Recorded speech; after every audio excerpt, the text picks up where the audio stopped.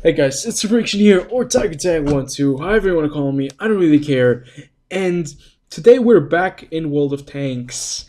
And today we're not going to be reviewing a vehicle or talking about stuff in the game that bothers me or that I like. No, today we're going to talk about a topic that I have actually already covered, I think, a year or two ago, but I think needs or I just want to update. There are sometimes videos that I want to make and that I really like to, or topics I really like to talk about. And this time around, we're going to be talking about boredom in World of Tanks. And what does boredom look like? Well, currently I have reached 30,000 battles in this game. I've been playing since April 2011. That is 7 years in just a few months, actually just a few weeks. And I will have played this game for 7 years, the longest game that I've played forever. I have so many battles in it, and you can see the most battles I have are in tier 8 vehicles and some tier 10s. The T110E5 is my most played tier 10 tank, the Löwe and the T34 are my most played tier 8 heavy tanks and premium vehicles as well. And you can see I had a lot of fun in my Löwe, a lot of fun in my T34, and I also had a lot of fun in my M48 Patton. So how does one like me, a guy who has spent so much time in this game, really get hooked on this and, stay active and not get bored of it? Well, I myself, I've noticed a few years down the line, I think 2014, 15, I started to notice the first kind of tiring experience with World of Tanks, where I just was not that into World of Tanks, where I kind of stopped playing the game for a little while and I started playing different games. Of course, I always came back to World of Tanks and I always had this go, and I always was grinding some kind of tank, but I never really gotten into the game as actively as I have done in the last 1.5 year.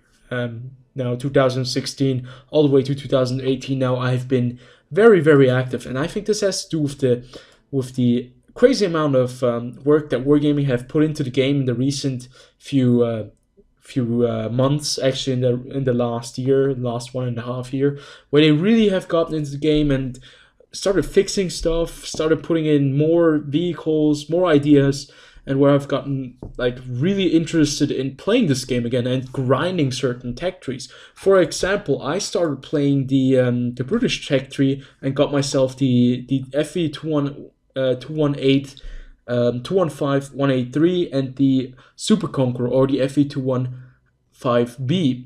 Now I haven't really played those tanks after I unlocked them because I'm not sure. I love to play my tier 10s, but at the same times I like to play tier 9s and tier 8s more, because tier 9s you can kind of control the engagement better than a tier 10. It's kind of difficult to explain, but right now I just like to play tier 9s more than tier 10s. That is also the reason why I loved playing my T54, because you could just control the engagement much better than you could in a tier 10 game, where all of the other opponents a lot of times are tier 10 vehicles. And with the T54, for example, a very good tank, you can really control a lot of the engagements, and you have much more you're much more flexible than at tier 10 if you're not if you're not the only tier 10 in the match. Obviously, if you're the only tier 10 in the match, you're going to have a great game most of the time, because, well, those tier 9s are not going to be able to compete that good with you as those tier 10 tanks can. But with a tier 9, you can actually tier 9 against tier 9, I think is very nice, because if you're a tier 9, you can really control the engagement. So how do I still stay active? How do I keep on playing World of Tanks? Well, I always try to play new tanks. I try to set goals for myself when I play World of Tanks. Like, for example, one of my goals was very long ago to get 3 marks on a lot of the vehicles. Currently, I'm sitting on a lot of 2 marks because I haven't really I had the wish to, grind, get into those games and grind and try for the 3 marks. The only real 3 mark tanks that I've gotten are the T54, the T32, and the just recently one that I just gotten, the Leopard prototype A, which is somehow not being listed because it doesn't have the amount of games that to put it in the top like 5. So that is one of the goals that I set for myself. I try to get these things going in there. Then I try to be active in my clan. I try to play like ranked battles. I've played a few ranked battles, for example, where I managed to get a rank. Right now I haven't really played that much because of time difference, but I managed to get the rank, the silver, the what is it, rank 6, the first star. So not that crazy. I'm not that crazy in ranked. To be honest, it's not my game type. Then I try to play clan wars. I try to do different things. For example, I want to reach, like, I know win 8 W, win 8 XVM, all those things. People don't like them, but I still want to get better at the game, improve myself, learn new spots, and I want to see those new maps. And I'm really excited for 1.0 because 1.0 is going to give you much more content. The maps are going to be overworked. The game looks much, much better. And I'm just really excited for the new Havoc physics engine, all that stuff. It looks really cool. It plays really well. I'm gonna probably show you guys some beta gameplay afterwards in a couple of days, or just I'll show you guys some of the maps when I have the time to get a friend online and we can get on the test server. And that's just what I like. I like to play tanks and play with random people and sometimes help them, or most of the time play with them together and have some teamwork. It doesn't happen that often, but when you have the teamwork and people just look out for you and you look out for them, it's like one of the most satisfying experiences that I had in gaming, because it's just so cool to win a game that is really difficult to win and where you had to work your way and work and communicate with your team and reach the objective. And that's just exactly what I want to do. Then obviously grinding new nations. This is one of the things. Adding new nations has obviously given us more content to cover, but I'm not really the guy who needs to get every nation. I just like to play some tanks, the tanks that I like to play some lines. Obviously I do have the intention of getting some of the tier 10s, but I never really set the goal for myself to reach all tier 10 vehicles in the game, because that's almost impossible. I do have all the American tier 10 tanks, but like going for the German tier 10s is going to take a long time. Then at the same time for the Russian tier 10s, actually Russian tier 10 tanks is like the next thing that I can do. The British, I still have a lot of tanks to go forward to and look forward to. Then obviously the French as well. And I love the new additions. At least, okay, I have to backpedal a little bit. I like some of the new additions. For example, I'm a fan of the... Oh, this is going to be difficult because I'm not a big fan of the Object 430U. Object 430U is just kind of unbalanced right now. I'm not a big fan of the Object 268 version 4 because it doesn't have any real weak spot. But I do like the changes that they made with the FV217 Badger. It's a bit overpowered right now, but it does have a lower weak spot, like on the lower plate, and it does have like the armors on the side is really weak. I mean, it's a fun tank to play, don't get me wrong. And yeah, I like the changes that they had with the matchmaker and stuff. But still, I'm a little bit disappointed with the way Wargaming have developed some of the tier 10 tanks that have reached the game recently.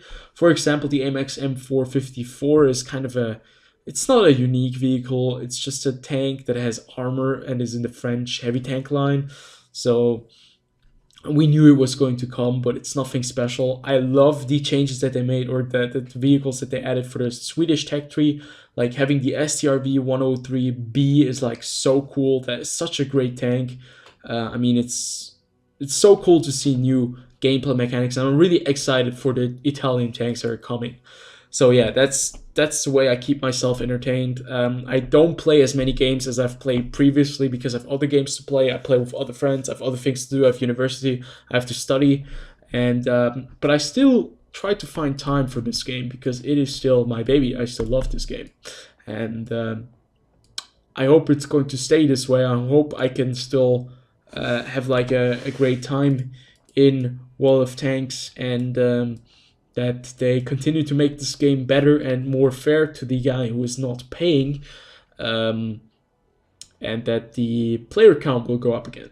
So, we are going to play a game in the Jagdpanzer 4 because I want to start a new initiative on my channel where I show you guys some different gameplay of different vehicles, because I kind of always play the same tanks and they always kind of get featured on my channel because I only play those vehicles and I really switch them up that much.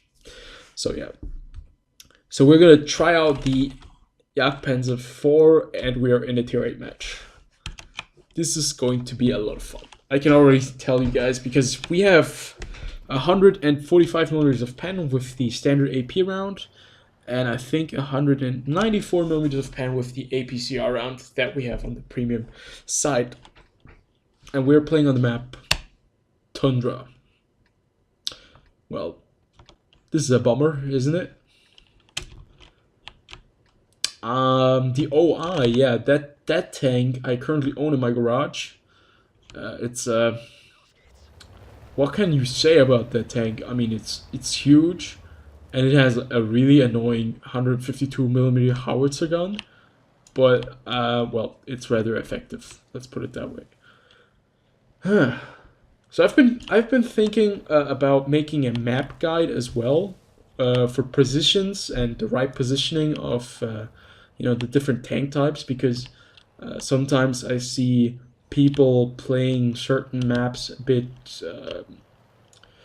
I'm not gonna say like a headless chicken, but they run around the map where they don't really, or at least in places they're running around in places where they are not really supposed to be in, because they obviously cannot do a lot of or great deal of damage in these positions, but obviously it's always situational. So first hit, first time we deal damage, and there is the VK 3001P. And yeah, basics for all the people who have never played Wall of Tanks or who don't really know a lot about the mechanics of this game.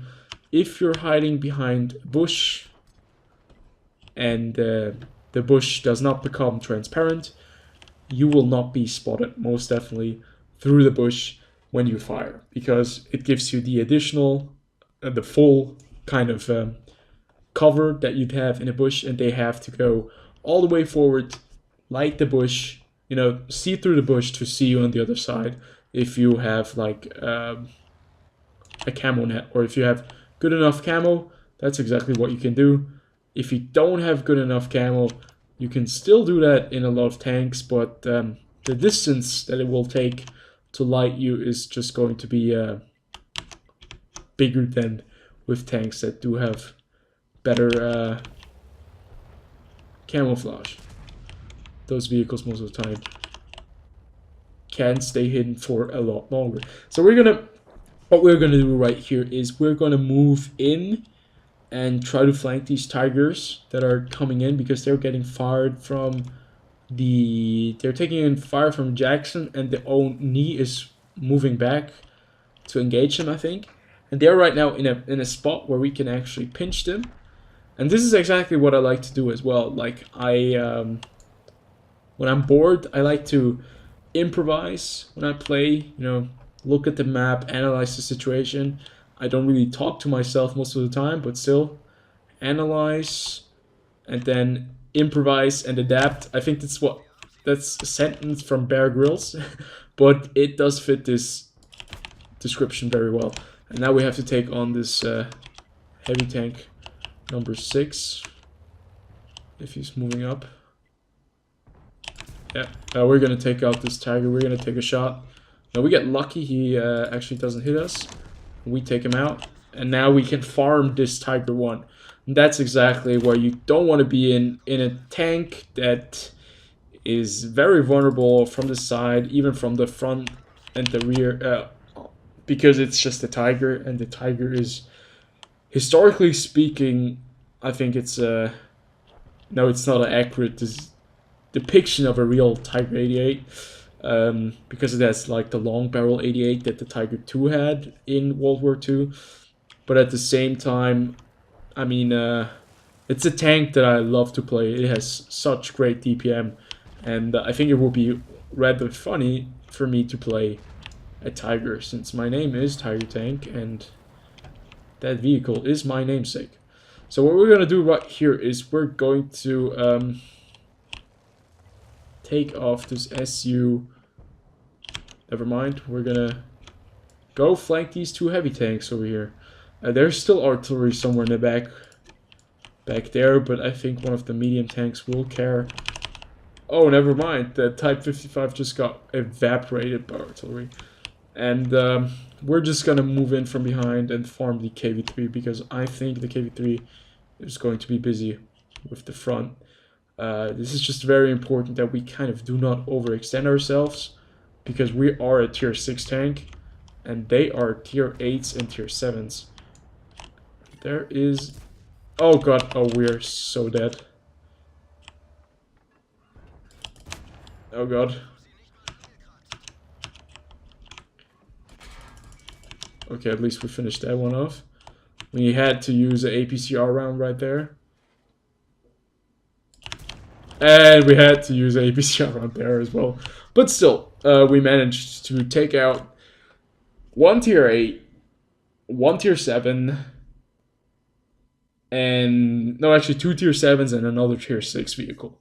So that was a rather nice round. That should have given us a bit of a XP and credit boost right there. And yeah, you can see, even in the worst kind of tanks, although this is not a bad tank, to be fair, it's a decent vehicle in my opinion.